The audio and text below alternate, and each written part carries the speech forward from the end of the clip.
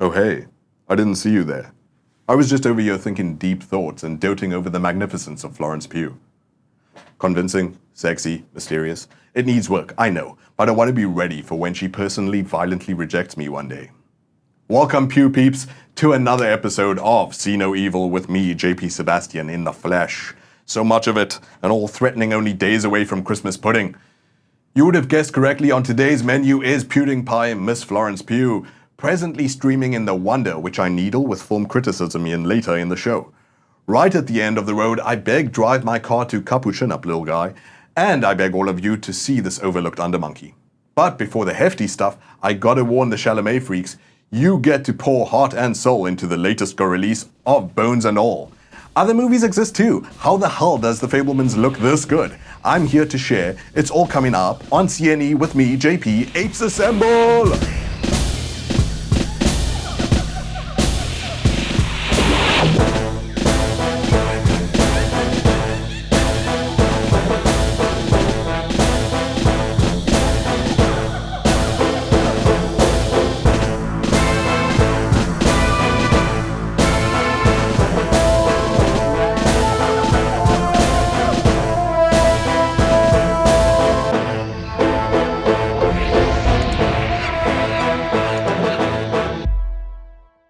Movies to Monk-eep an eye out for this week gathered even more trailers for underdog nobodies who deserve your time, but with blockbuster season knocking down the door, I have to cover these big ones already in the convo. Thankfully, they all look pretty good too. It seems like the hack to thankfully trick in Willem Dafoe into lead roles for a change is to just lock him in confined spaces.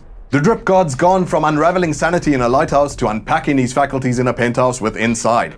Defoe's an art thief trapped in the lap of luxury after a heist gone sideways, with only priceless masterpieces for company and the oxygen around him.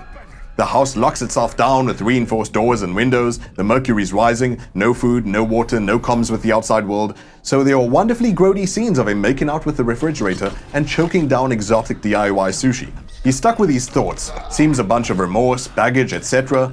Seems to an interesting tension of secretly loving art dearly, but flipping these babies for cold hard cash. So he gets all kinds of expressive at death's door. Inside's out late March. A movie that used cramped spaces to brilliant liberating effect actually was Magic Mike XXL.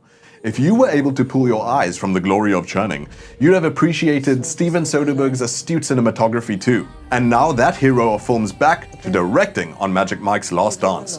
Ironically, IMDb's got the stripper movie listed as plot kept under wraps. But Tatum yet again awakens something in a woman waylaid in her lust for life.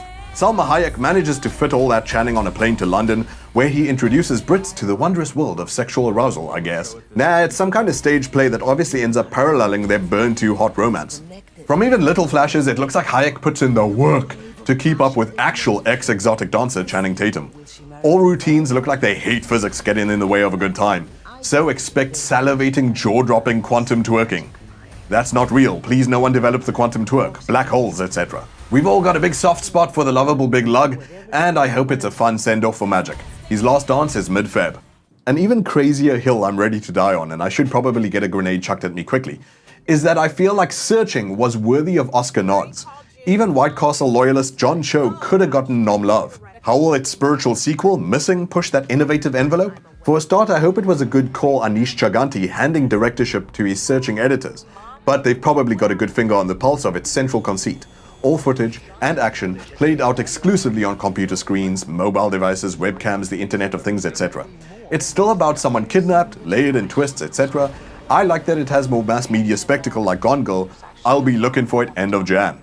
And there's probably a world of things worse than a slap in the face. Like say, being enslaved for life. So everyone chill on Big Willie. Will Smith helms the true story of the man in the iconic photo capturing the scars of slavery's evil. Emancipation sees him first taken from his family, enslaved by Ben Foster, Hell or High Water, dehumanized but never broken. He escapes, survives the Louisiana wild, after which he gets a gun and gets some justice back. More stories, please, of the actuality of emancipation arising in slave revolt. Antoine Fuqua's eye looks strong here, but it's strangely straight to streaming December 9th. They beat me. They whip me. They break the bones in my body more times than I can count.